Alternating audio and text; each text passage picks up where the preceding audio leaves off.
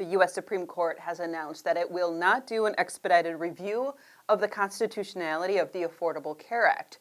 The Supreme Court may still likely take issue or review of this case, but it won't be until later, likely the year 2021. This is the case of Texas versus United States, and when merged with the U.S. House of Representatives versus Texas, is now being simply called California versus Texas. It's challenging the constitutionality of the Affordable Care Act's individual mandate, and if the individual mandate falls, the issue of whether the rest of the Affordable Care Act should be stricken as well. This goes back to the issue in the 2017 GOP tax law that zeroed out the penalty for people being uninsured. It then became an issue in front of the courts for saying, well, if there's no penalty for being uninsured, does that mean that everybody still has to have insurance, or that provision called the individual mandate? You have to have insurance or pay a penalty. In this case, do you still have to have insurance if there's no penalty? Well, the courts in Texas said no individual mandate. If there's no penalty, then no individual mandate. That has been working its way through the courts. It then was brought up on appeal by the blue states and the House of Representatives, asking the U.S. Supreme Court to have an expedited review, or what they call a fast-track review of these cases, because they said the question is just too important to wait for the normal court process, which would be sending back that issue of severability. Can the rest of the Affordable Care Act stand without the individual mandate? To the district court in Texas, let that work its way likely up to the Court of Appeals, and then after that likely back up to the Supreme Court. The intervening states, the blue states, said, Supreme Court, we want you to hear this right away. It is too important. And the Supreme Court has disagreed.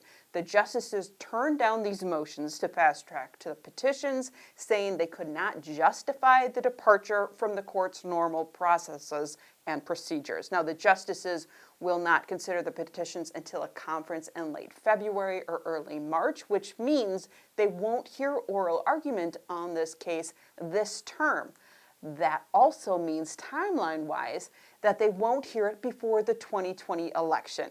Now, is this good news or bad news? A lot of the blue states and more liberal health policy folks out there were quite disappointed that this fast track wouldn't happen. They wanted this issue to be resolved once and for all. However, the devil's advocate might say a Supreme Court ruling against or for the Affordable Care Act right before an election would be the court kind of intervening itself into political decisions. And the court does not like to do that on the other side of the issue. So the court ruling in favor of the Affordable Care Act right before the election could have been a big win for the blue states. The Supreme Court ruling against it right before the election could have been a big win for the Trump administration, which announced it would not be defending the Affordable Care Act. But by waiting, the court is just not grabbing what we call this political hot potato of the Affordable Care Act. Working its way through the courts will take time. It has to go through the district court again, most likely the Court of Appeals, and then most likely review to the U.S. Supreme Court again. That's going to take time. Here's what the silver lining may be out of this timeline. The longer it takes to work its way through the courts means the longer it is that people still live with the Affordable Care Act. Because right now the Affordable Care Act is still the law of the land. It didn't disappear when that appeals court in Texas said the individual mandate was unconstitutional. They left the law intact as it was being decided before the courts. So that means we live with the Affordable Care Act for at least another year, most likely, maybe longer.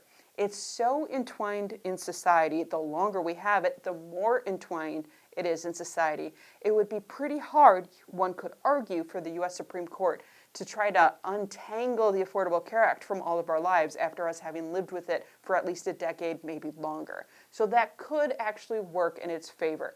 This will play its way out in the courts. We will keep you posted as it does. There's a lot to come. Some petitions and some briefings that are due in February. We can then follow the court schedule and see what happens. We'll certainly be listening to what happens when people start running a little bit closer to that 2020 election to hear what the conversation is. If you want to stay part of that conversation, make sure to like this video and subscribe, and we will keep you up to date.